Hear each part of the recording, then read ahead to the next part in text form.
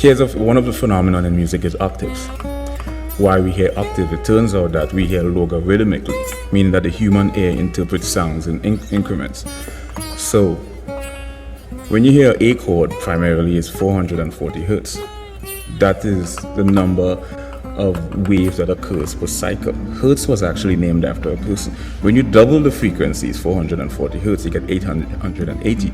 So you have a higher frequency, right, logarithmically, meaning that the human ear interprets sounds in increments. So phenomenon. I kind of wanted to know, well, okay, well, you can illustrate three-dimensional forms on a two-dimensional surface, but you have to follow different laws. So I became infatuated with and this is what gives you the reference.